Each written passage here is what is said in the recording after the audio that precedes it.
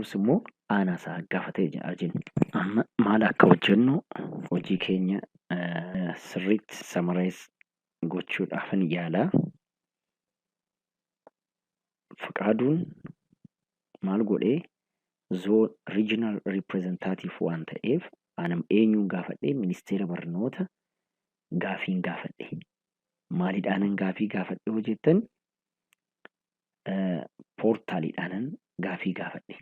Poortaaliidhaan seeneetan akkamitti gaafii gaafadhe asirratti register kan jettu san cuqaaseetan ulaagaalee asitti na gaafatan hundumtuu ergan guutee booddee registered yeroon jedhu warra ministeera barnootaa maal godhanii isaan immoo saappiidhaan sign in jedhanii galaniit maal godhanii asirratti approve na godhani.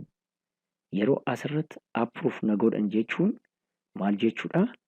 Imeelii kiyyaarratti yookiin immoo imeeliin ani galchee fayyadamee san irratti paaswordiin koo saappoidheet student admission and placement system jedheet Fiqaaduu Gadaadheet akkanatti paaswordii kiyya naa erganii jedha. Ergan paaswordii kiyya isaanirra argadde booddee maalan godhaanis dhaqeetan saappiidhaan saappiirratti paaswordii fi yuuzarneemii kiyyaan sign in jedhan jechuudha. Yeroon sign in jedhu maaltu naa dhufaa? Kallattuma kanaan welcome Fiqaaduu Gadaa kan jedhu naa dhufaa. Gara kanaan yeroon as kana cuqaasu registered an jedhu san yeroo cuqaasu liistii namoota ana biratti ergaman sun naa dhufu jechaadha. Anis maalan godhaa? Godinaalee fi magaalota na gaafatan san detail an jedhu san tuqaasee approved or reject jedheetan deebisaaf jechaadha. Isinis warri aanaa akkas ta'a jechaadha. Hamma jennuti anamma feeneet na gaafatteet Firaa'ol akka fakkeenya kanaatti Firaa'ol zoonal representative yookiin godina yookiin magaala bakka bu'uudha. Kanaafuu inni maal godhee poortaalii saniin erga galee booddee register jedhee imeelii kanaan na erge. Erga erge booddee seeneetan maalan godhee Firaa'ol an jedhamu sun istishoowaa irratti approofiin godheef jechaadha.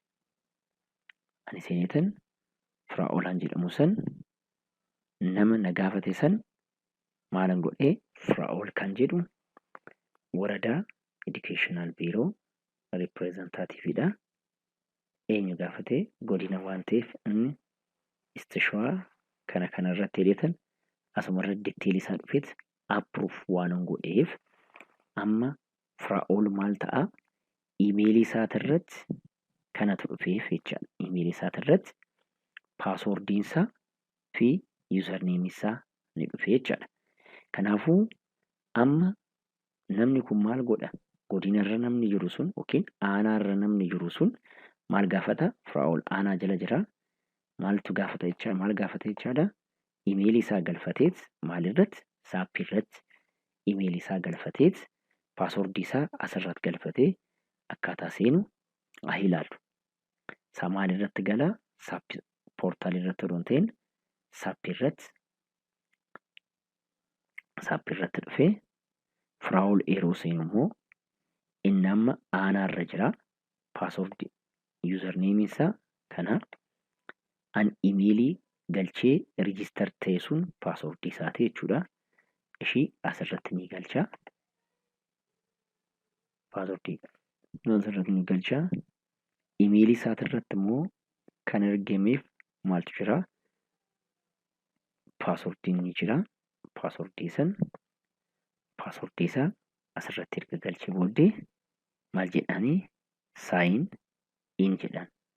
Garuu wrong naan jedhe. Because Firaa'ol ani galu maalirra ture? Saappii irratti ture. Poortaalii irratti waan hin galee fi always user manage gochuudhaaf SAP irratti galla. Amma eenyudha? Firaa'olidha. Firaa'ol paaswordii isaa ni galchaa. Sign in jedhaan. Yeroo sign in jedhu wanta akkanaa errii akkanaa isinitti dhufe maal gootu? Duubatti deebitanii asirratti redirect akkasin jalaan goone wanta biraa balleessitanii sign in an jettu san tuqaastu achirratti Firaa'ol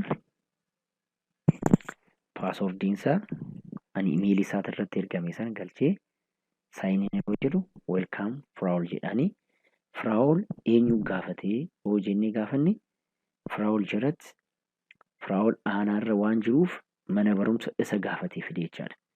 Mana barumsa bakka buute eenyudha? Feenitidha. Ishiin yeroo dhuftu ditteelii kana tuqeet maal godha?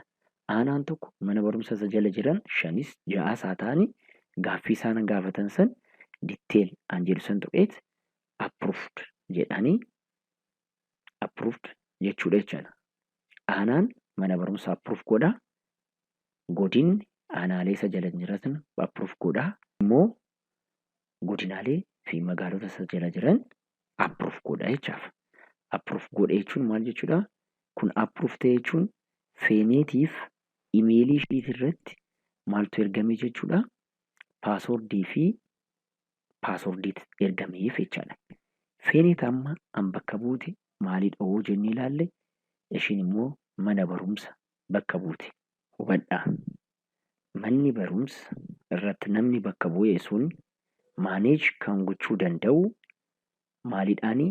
Saappiidhaan odoo hin ta'iin maalidhaan approve wanta godhu waan hin jirreef gara saappiitti hin deemu.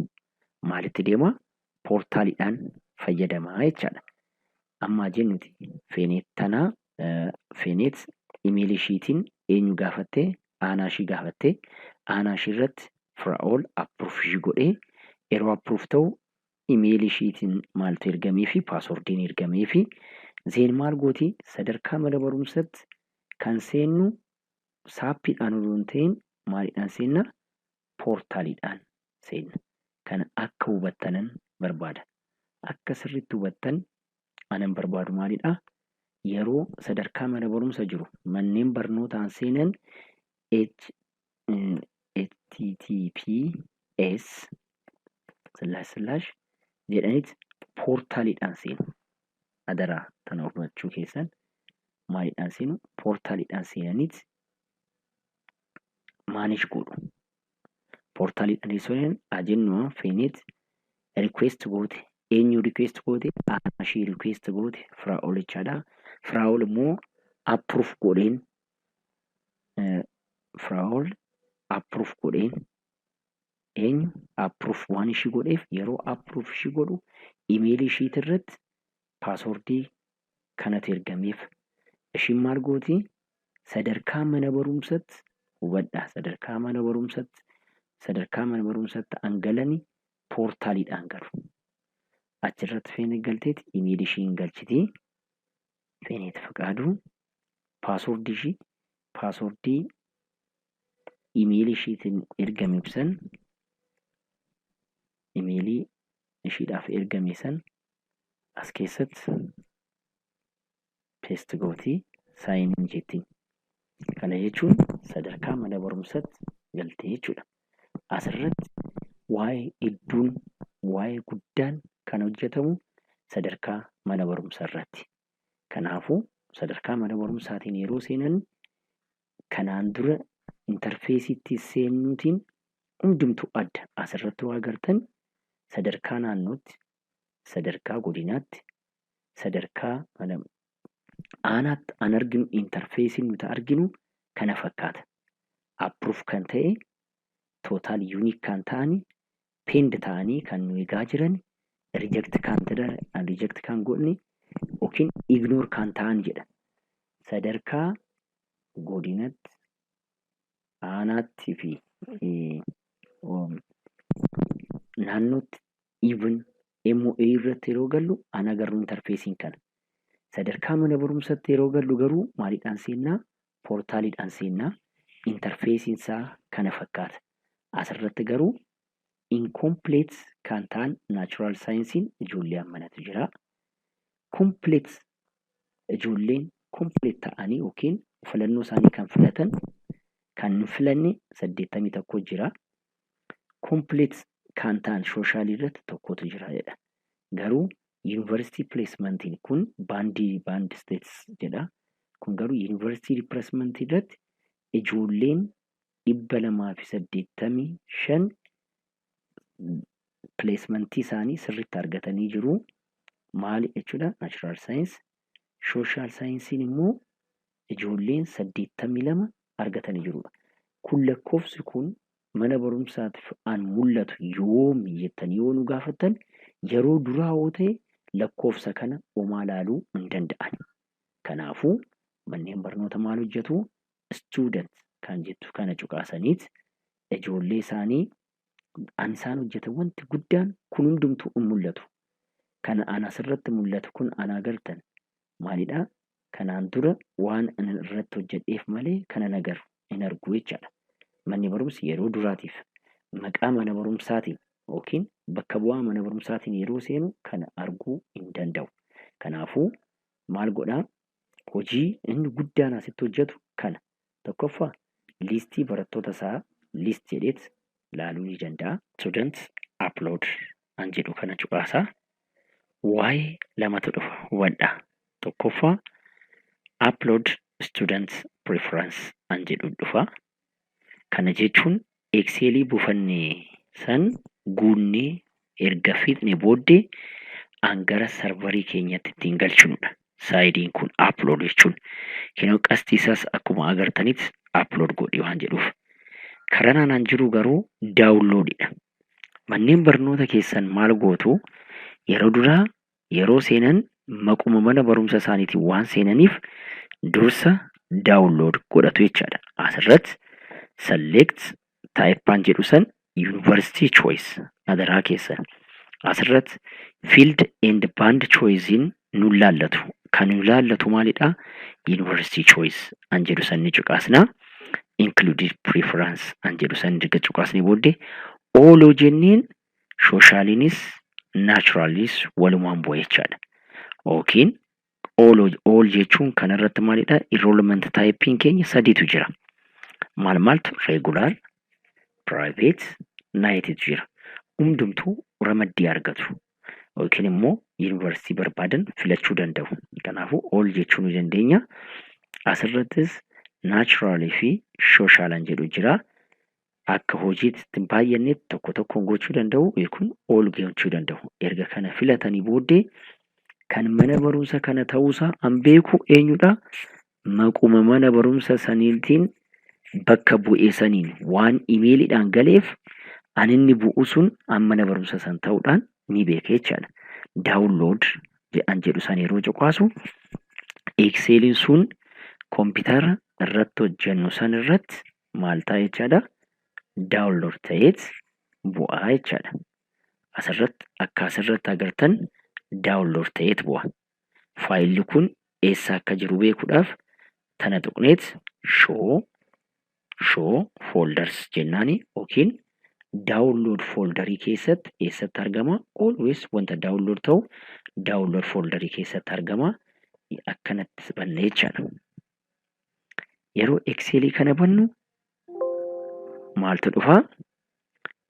Barattoonni mana barumsa keenya keessa jiran hundumtuu ni dhufuu jechaadha.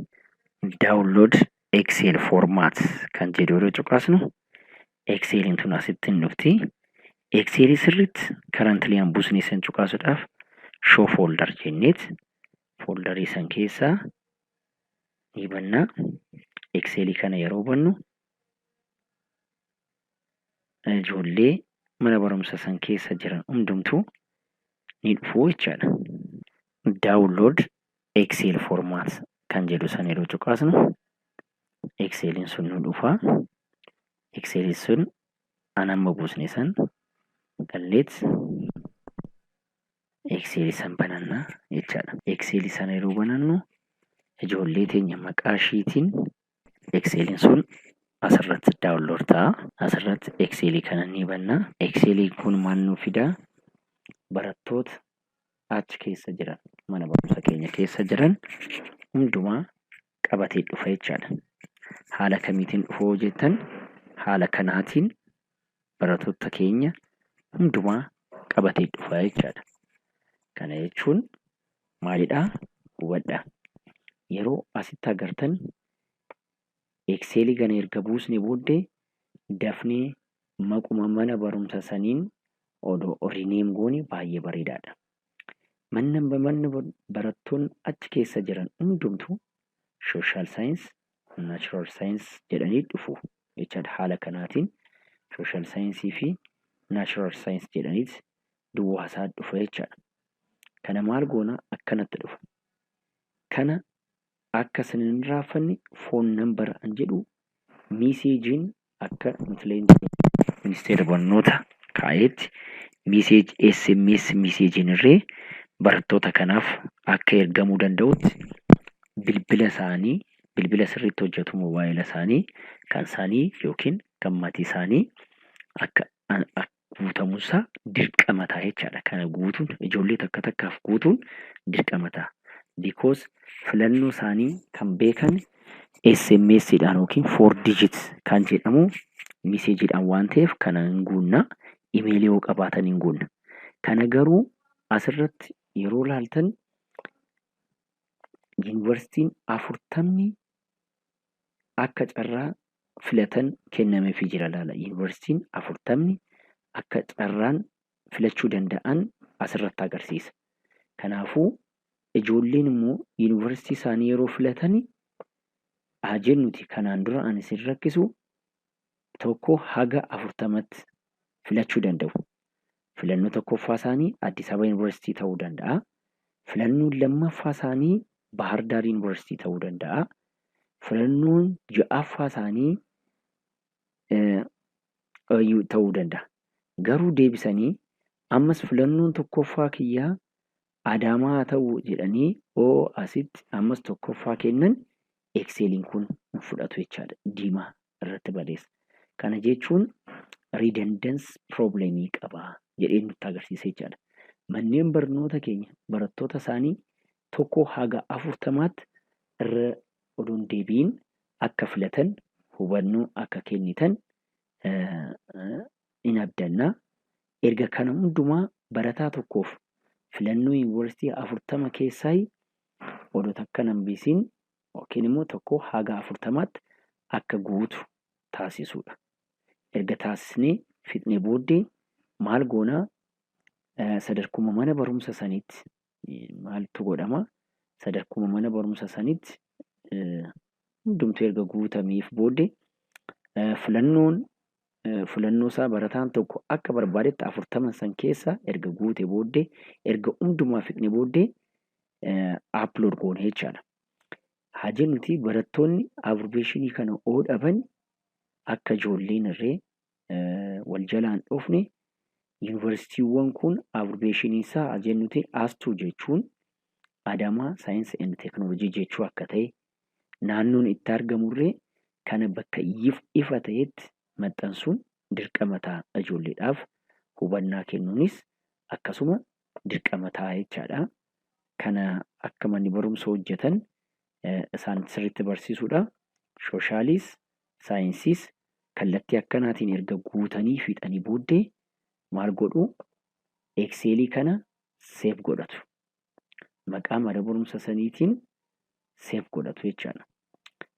Maqaa mana barumsa saniitiin Excelii isaanii fixatan booddee maal godhamaa?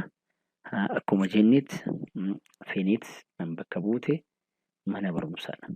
Mana barumsa bakka buute saniin maal gooti? Paaswordii fi yuuzarneemii ishii maaliidhaan galtee jechaadha. Maalirratti? Poortaalii irratti portal.it irratti poortaalii irratti galtee feeneet jettii paaswordii ishii hin galchitii. Paaswordii ishii loogiin jettee galti. Loogiin erga jirte kana in agartu jenne kanaan dura waan irratti hojjenneef malee in agartu jenneet waliin irraa asirratti kilik gooteet upload achumatti deebitee jechaadha. Upload and file jettee amma maal gooti? File university choice faayila Excel san bakka itti keecheessan deemteet ajeen nuti amma desktop irratti keenye student FG jennee keenye. Student FG jedhetan ka'ee ishii select gooteet yookiin maqaa mana barumsaa sin keesseetiin gooteet upload jettiin. Yeroo upload jettuun upload kan godhu shuuriidha inni jedha. Okkeettiin yookiin mana barumsaatiin yeroo jennuun asirratti staatasii keenya sirriitti nutti agarsiisa. Maal jedhaa? Faayila kana gara sarveriitti ergaatan jira jedhaa. Successfully upload naan jedhee jechaadha. Ijoollee meeqa? Natural Science 280 upload godhee jedheeti natti agarsiisa jechaadha. Kana jechuun mana barumsa ijoollee isaanii filannoo ishee hundumaa galchanii jechuudha. Hojiin asirratti xumuramaa jechaadha. Mana sadarkaa mana barumsaa irratti poortaaliidhaan galuu, poortaaliidhaan erga galan booddee dursaniit ijoollee isaanii daawunlood godhatu. Daawunlood yeroo godhatan Excel University Choice jedhu san filatanii include all jedhu all jedhanii daawunlood erga godhatanii booddee Excel isaanii irratti hojjetanii save erga godhanii booddee ba'aniit Excel san irratti maal hojjetu? Duwwaasaa kan dhufe san Excel san irratti kan duwwaasaa dhufe san sirriitti sirreessaniit ijoollee filannoo isaanii sirriitti erga galchanii booddee maqaa isaaniitiin ijoollee filannoo isaanii erga galchanii booddee deebi'aniit asumatti immoo filataniit University Choice jedhaniit guyyaa biraa jechaadha. Excelii maqaa isaaniin kaa'an san upload gochuudha. Kanumaa baay'ee galatoomaa. Gaaffii fi ni qabattan hundumaa sin harkaa fudhannaa. Baay'ee galatoomaa. Turtii gaarii.